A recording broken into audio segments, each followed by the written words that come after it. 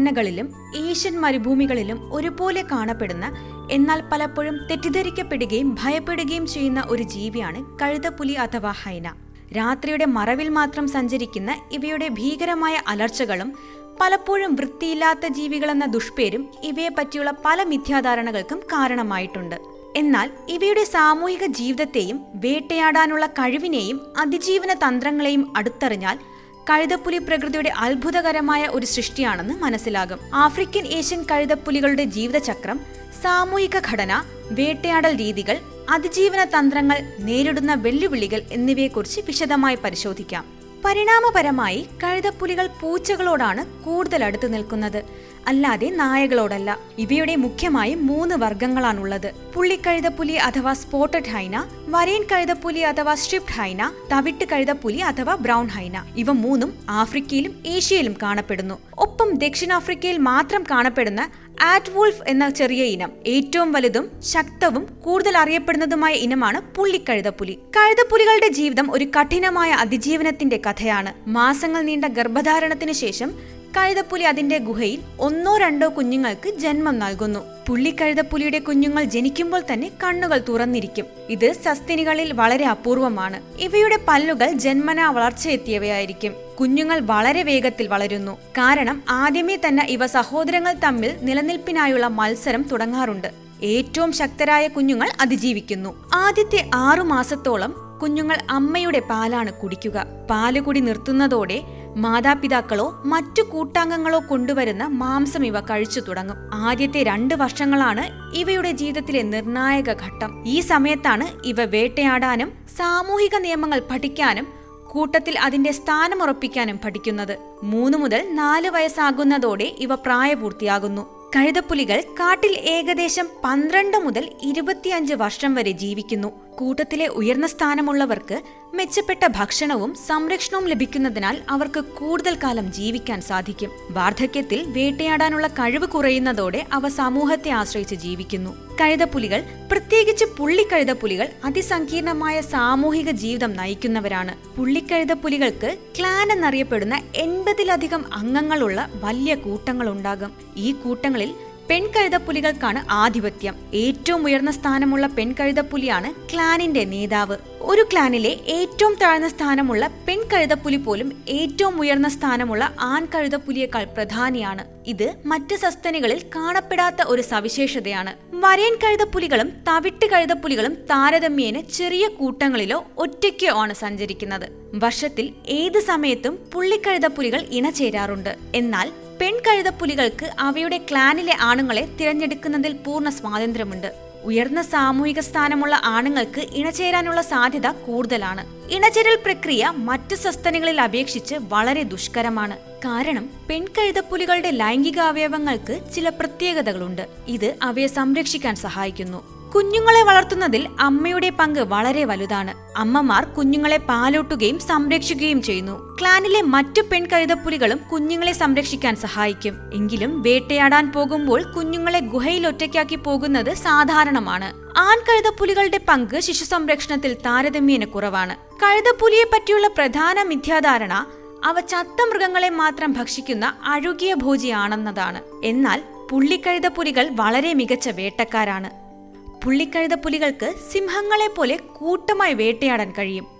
സിംഹങ്ങളെക്കാൾ കൂടുതൽ വേട്ട വിജയശതമാനം ഇവയ്ക്കുണ്ട്. ഇവയുടെ ശക്തമായ താടിയെല്ലുകൾക്കും പല്ലുകൾക്കും എല്ലുകൾ പോലും ചവച്ചരച്ച് കഴിക്കാൻ സാധിക്കും.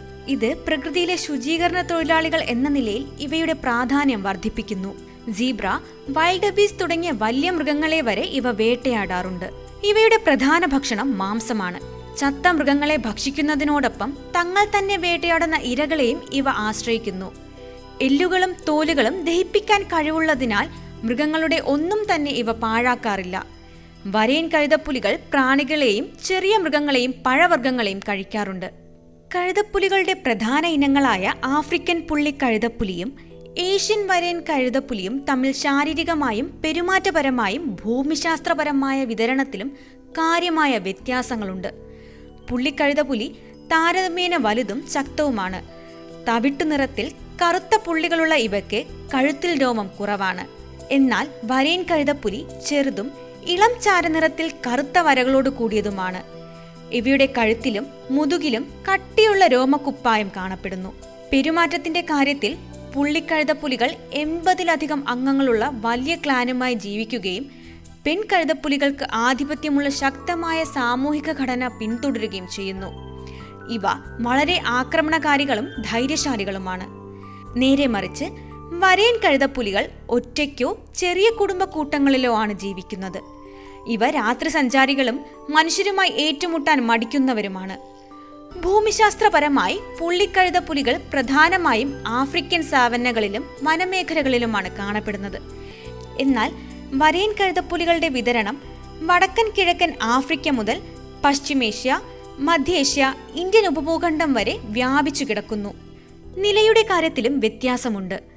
പുള്ളിക്കഴുതപ്പുലിക്ക് ഭീഷണി കുറഞ്ഞത് എന്ന പദവിയാണുള്ളതെങ്കിൽ വരയൻ കഴുതപ്പുലി വംശനാശ ഭീഷണി നേരിടുന്നതിന് അടുത്ത് എന്ന നിലയിലാണ്. വരയൻ കഴുതപ്പുലിയാണ് ഇന്ത്യയിൽ കണ്ടുവരുന്നത്. ഇവ താരതമ്യേന ഭീരുവാണ്. മനുഷ്യവാസമില്ലാത്ത സ്ഥലങ്ങളിൽ രാത്രിയിൽ മാത്രം സഞ്ചരിക്കുന്നു. കഴുതപ്പുലികൾക്ക് വ്യത്യസ്തങ്ങളായ ആവാസ വ്യവസ്ഥകളിൽ അതിജീവിക്കാൻ കഴിയും. ആഫ്രിക്കയിൽ പുള്ളിക്കഴുതപ്പുലികൾ പ്രധാനമായും തുറന്ന പുൽമേടുകളിലും സാവന്നകളിലുമാണ് കാണപ്പെടുന്നത്. ഏഷ്യൻ വരയൻ കഴുതപ്പുലികൾ വരണ്ട പ്രദേശങ്ങൾ, മലമ്പ്രദേശങ്ങൾ, കുറ്റിക്കാടുകൾ, മരുഭൂമിയോട് അടുത്ത പ്രദേശങ്ങൾ എന്നിവിടങ്ങളിൽ ജീവിക്കുന്നു. ഗുഹകൾ, പാറയിടുക്കുകൾ, ഉപേക്ഷിക്കപ്പെട്ട കുഴികൾ എന്നിവയാണ് ഇവയുടെ വാസസ്ഥലങ്ങൾ. പുള്ളിക്കഴുതപ്പുലികൾ സാധാരണയായി സ്ഥിരമായി ഒരിടത്ത് താമസിക്കുന്നവരാണ്. എങ്കിലും ഇരകളുടെ ദേശാടനത്തെ പിന്തുടർന്ന് ഇവയ്ക്ക് കിലോമീറ്ററുകളോളം സഞ്ചരിക്കേണ്ടി വരും. വരയൻ കഴുതപ്പുലികൾ രാത്രിയിൽ ദീർഘദൂരം ഭക്ഷണം തേടി സഞ്ചരിക്കുന്നു. കഴുതപ്പുലികളുടെ അതിജീവനത്തിനും നിലനിൽപ്പിനുമുള്ള പൊരുത്തപ്പെടുത്തലുകൾ ശ്രദ്ധേയമാണ്. ഇവയുടെ പ്രധാന അതിജീവന തന്ത്രങ്ങളിലൊന്ന് അതിശക്തമായ താടിയെല്ലുകളാണ്. ഇത് വലിയ മൃഗങ്ങളുടെ എല്ലുകൾ പോലും തകർത്തകത്താക്കാൻ ഇവയെ സഹായിക്കുന്നു. രണ്ടാമതായി, ഇവയുടെ സാമൂഹികമായ ബുദ്ധി വളരെ വലുതാണ്. പുള്ളിക്കഴുതപ്പുലികൾ വലിയ ക്ലാനുകളായി ജീവിക്കുന്ന ഈ കഴിവ് സിംഹങ്ങളെ പോലെയുള്ള ശക്തരായ എതിരാളികളിൽ നിന്ന് രക്ഷപ്പെടാനും അവർ പിടിച്ച ഇരകളെ കവർന്നെടുക്കാനും ഇവരെ സഹായിക്കുന്നു.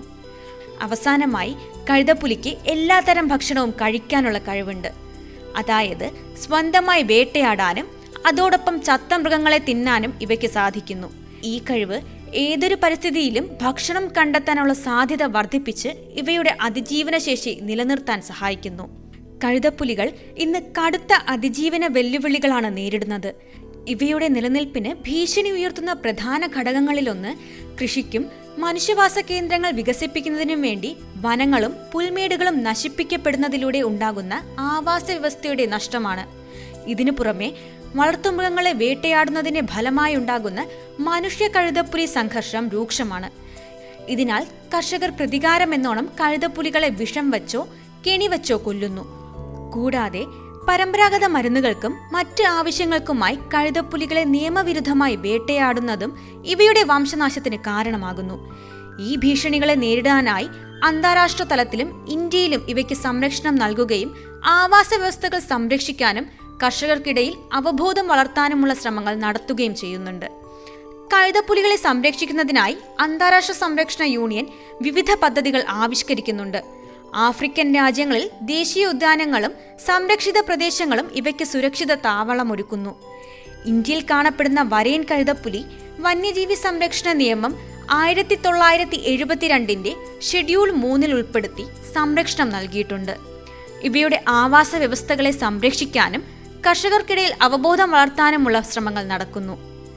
കഴുതപ്പുലി കേവലം ഒരു മാലിന്യം നീക്കുന്ന ജീവി മാത്രമല്ല, മറിച്ച് അതിജീവന ശേഷിയുടെയും സങ്കീർണമായ സാമൂഹിക ബന്ധങ്ങളുടെയും പ്രതീകമാണ്. പ്രകൃതിയുടെ ഭക്ഷ്യശൃംഖലയിൽ ഇവയ്ക്ക് ഒഴിച്ചുകൂടാനാവാത്ത സ്ഥാനമുണ്ട്. മിഥ്യാധാരണകൾ മാറ്റിവെച്ച് ഈ വിസ്മയ ജീവിയെ സംരക്ഷിക്കേണ്ടത് നമ്മുടെ കടമയാണ്. ഓരോ കഴുതപ്പുലിയും നിലനിൽക്കുന്നത് പ്രകൃതിയുടെ സന്തുലിതാവസ്ഥയ്ക്ക് കൂടിയാണ്. ഇവയുടെ സംരക്ഷണം ഉറപ്പിക്കാൻ ഇവയെക്കുറിച്ചുള്ള ശരിയായ അറിവും അവബോധവും വളർത്തേണ്ടത് അത്യാവശ്യമാണ്.